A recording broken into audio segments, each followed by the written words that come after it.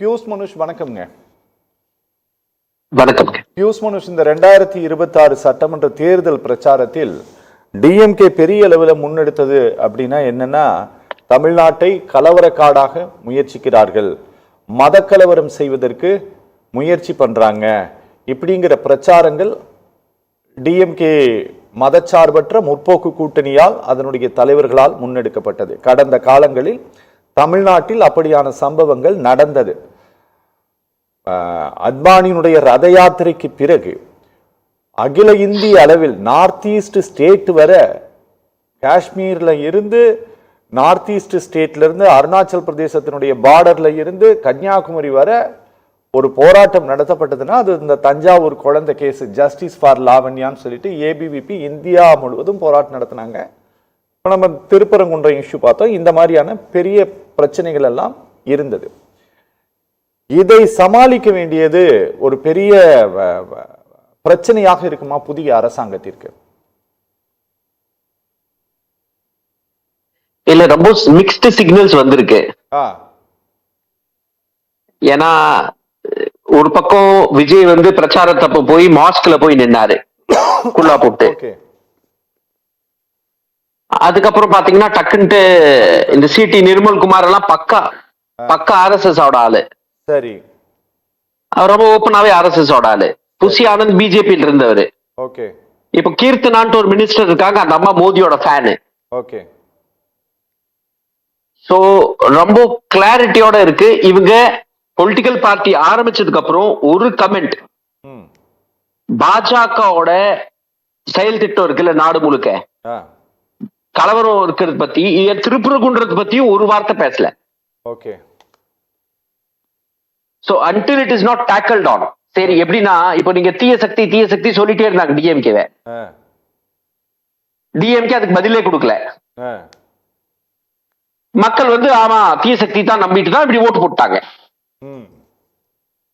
Narrative set பண்ணதை allow பண்ணாங்க டிஎம்கேல. அந்த நரேட்டிவ் ஒர்க் அவுட் ஆயிடுச்சு அவங்களுக்கு. யாருக்கு? தாவேகாக்கு. சரி.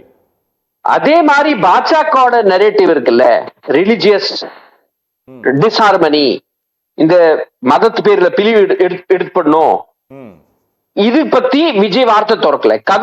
கவின் படுகொலை எப்போ கூட ஒரு வார்த்தை பேசல. சோ நீங்க இந்த நரேட்டிவ்க்கு அகேன்ஸ்டா நீங்க பேசலனா, நடவடிக்கை எடுக்கலனா ரொம்ப மிக்ஸ்டு சிக்னல்ஸா போகும். ஓகே. இன்ஃபேக்ட் டிஎம்கேவே என்ன பண்ணாங்கன்னா பெரிய தப்பு, திருப்பரங்குன்றம் இஷ்யூக்கு அண்ணாமலையும் எச் ராஜா மேல நம்ம போட்ட எஃப்ஐஆர்ல சமன் கூட பண்ணல. சமன் பண்ணிருந்தாங்கன்னா சென்சேஷனலைஸ் ஆயிருக்கும். சென்சேஷனலைஸ் ஆனா தான் சென்சிட்டிவைஸ் ஆவாங்க மக்கள். ஒரு பரபரப்பு இருந்தா தான் மக்களுக்கு புரியும், மக்களுக்கு விஷயம் போய் சேரும். ஆனா மாறா எச் ராஜா ஹாஸ்பிட்டல் அட்மிட்டா இருக்கும் போது மிஸ்டர் ஸ்டாலின் 2 தாட்டி எச் ராஜா போய் சந்திக்க போறாரு. சரி. இது மிக்சட் சிக்னல் போய் கொடுக்குது மக்களுக்கு. சோ சிறுபான்மை ஓட்டு கம்ப்ளீட்டா அடிபட்டுருச்சு இந்த தடவை. சோ நரேட்டிவை டெஸ்ட்ராய் பண்ணி ஆகணும், நரேட்டிவ் அப்போஸ் பண்ணி ஆகணும். அந்த திராணி விஜய்க்கு இருக்கா? இது வரைக்கும் காமிக்கல. ஓகே. எலெக்ஷன் பிரச்சாரத்துல ஒரு இடத்துல பாஜக பத்தி பேசல. ஓகே. ஒரு லைன் பேசல. பாஜக எனக்கு வார்த்தை எடுக்கல. ஓகே. சோ ரொம்ப டவுட்ஃபுல்லா இருக்கு அந்த நரேட்டிவ்னால கண்ட்ரோல் பண்ண முடியுமான்ட்டு. ஓகே. அண்ட் ரொம்ப முக்கியமானது, ஆல்ரெடி இந்த ப்ராமிசஸ் பண்ணிருக்காரு பாருங்க, பினான்சியல் ப்ராமிசஸ். ஃபர்ஸ்ட் எடுத்த உடனே நான் வந்து பஸ்ல ஃப்ரீ பண்ணுவேன்னாரு. அது இப்ப காத்துல பறந்துருச்சு எங்கேயோ. ஓகே. அது எங்கேயுமே ஆளை காணோம். அண்ட் திருப்பி இந்த கஜானா டைலாக் எல்லாம் அடிச்சது நம்ம ரொம்ப ஓவரா ப்ராமிஸ் பண்ணிட்டோம். 4000 ரூபாய் எம்ப்ளாய்மெண்ட்டுக்கு, 1 பவுண்ட் தங்கம், 4 லட்சம் கல்யாணம் நடக்குது தமிழ்நாட்டுல ஒரு வருஷத்துக்கு. 4 லட்சம்.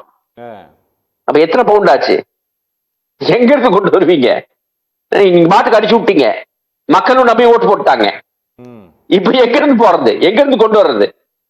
2500 rupees உமனுக்கு, 4000 அன்எம்ப்ளாய்டுக்கு, 15,000 டு எவ்ரி ஸ்கூல் கோயிங் சைல்டோட மதருக்கு. ஓகே.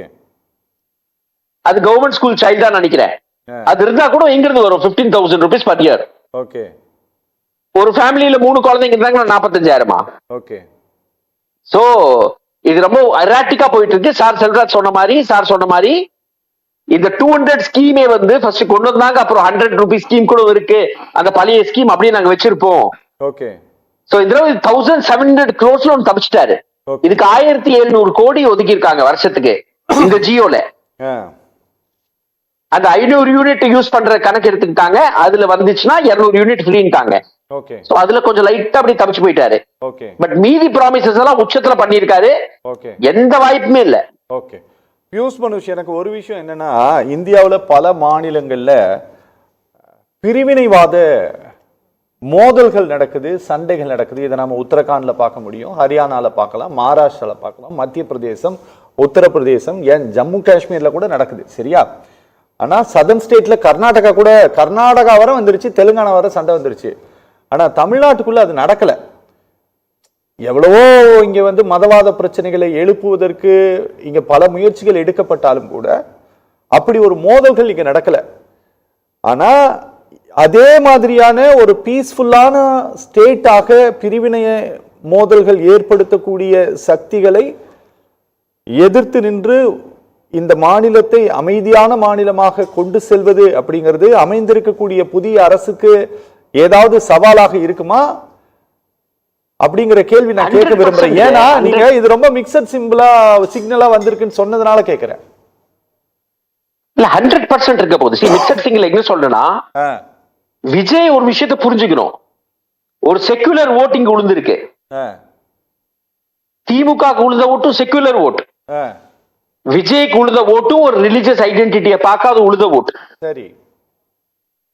பட் ஏடிஎம்கே ஓட்டு இருக்குல்ல, முழுக்க முழுக்க ஏடிஎம்கே போட்ட ஓட்டு. சரி. அது பியூரா ரிலிஜியஸ் ஃபண்டமெண்டலிஸ்டோட ஓட்டு. ஓகே. அதுல ஒரு 5-10% மட்டும் பழைய ரெட்டல ஃபேன் கிளப்பா இருக்கும். சரி. அந்த ரெட்டல சின்னத்துக்காக ஒரு 5 to 10% வச்சுக்கலாம். மீதி 15 to 20% நினைக்கிறேன். ஐ திங்க் 30% வாங்குனாங்களா ஏடிஎம்கே கூட்டணி? ஆமா. இல்ல 28? ஆமா, சொல்லுங்க. கரெக்ட் தான். 28 வந்து ஒரு 15 to 20% ஓட்ஸ் ரிலிஜியஸ் ஃபண்டமெண்டலிஸ்ட் போட்ட ஓட்டு இது. சரி. அது பாஜக இருக்கும், ஏடிஎம்கே இருக்கும், இல்ல பாமக இருக்கும். சோ நம்ம ரொம்ப கேர்ஃபுல்லா இருக்க வேண்டிய நிலை இருக்கு நம்மளுக்கு, அதுல சந்தேகமே வேணாம். ஓகே. திருப்பரங்குன்றம் ஒரு பொய் பேசியே இவ்வளவு பேர் கூட்டத்தை சேர்த்திருக்காங்க.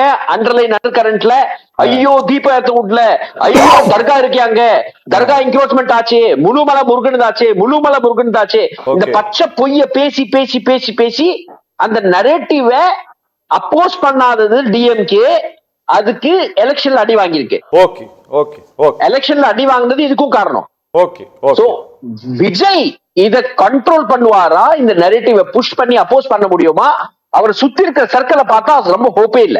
ஓகே. ஓகே. பேசலாங்க.